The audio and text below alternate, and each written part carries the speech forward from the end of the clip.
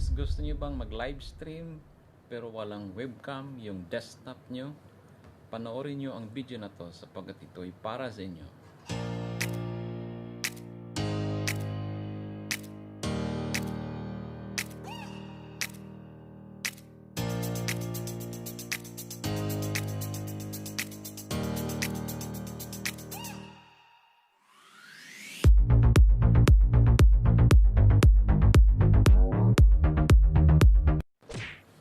So yung webcam na i-unbox ko today is ito yung Logitech C270H.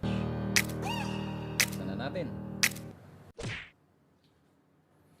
Okay guys, so ito yung Logitech C270H. So yung H, alamin po natin kung ano po yung ibig sabihin ng H na yan. Okay? So yung box niya po, may nakalagay na po dyan. 720p yung kanyang camera, 3MP. Ayan po, may built-in mic na rin po siya. So standard yung kanyang auto correction. Okay, so yan po yung kanyang box. So buksan natin para manaman na.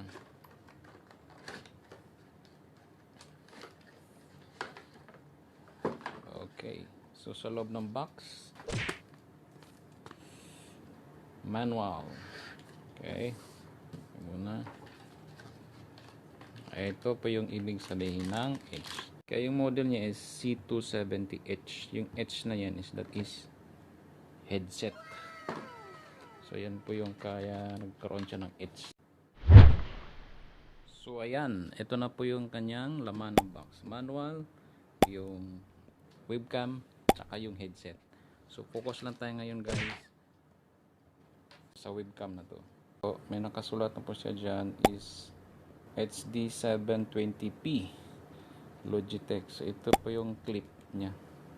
So i-clip lang po yan sa monitor nyo with the 4 feet. So meron siyang ito slot. Pwede mo siyang buksan. Ayan. So actually para ito sa paglilinis.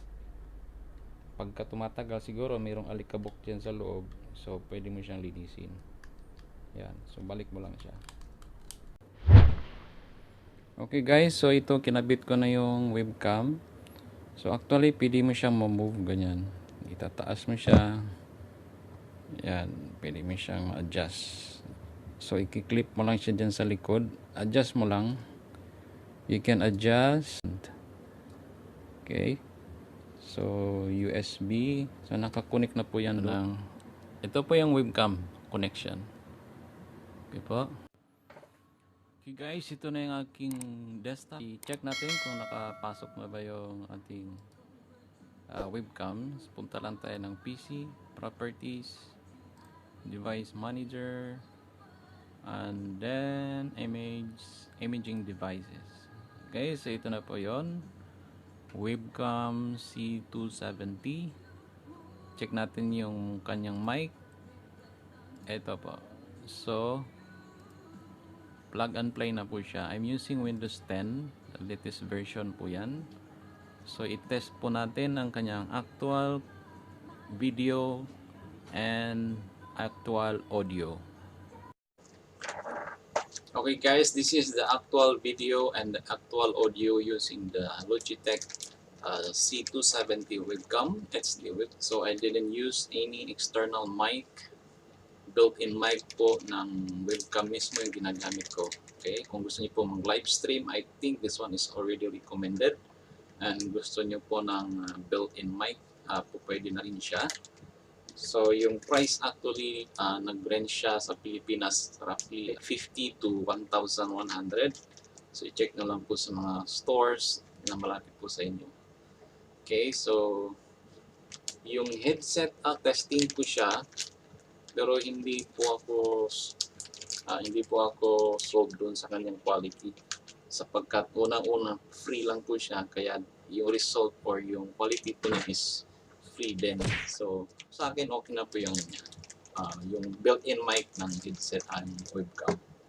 Okay, so I hope this quick unboxing and review is nakakatulong po sa inyo guys para mag-decide kung anong bibilhin nyo na webcam.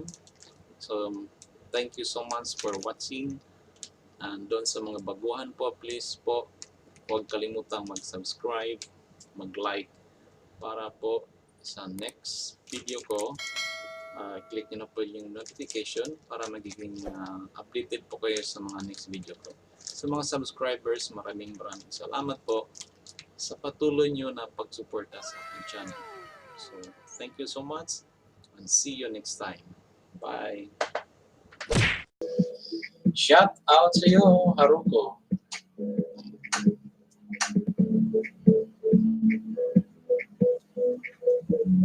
Video kita para shout out kita sa... So, this is the actual live stream. So, I'm sure malinaw naman po siya. It's a Logitech C270H. So ito po yung cam. Yan.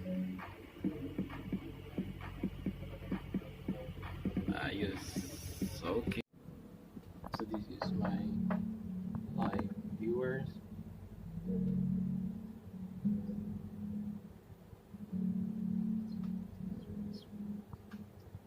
Welcome po kay Dermatology Philippines, kay Haruko Bahinting, kay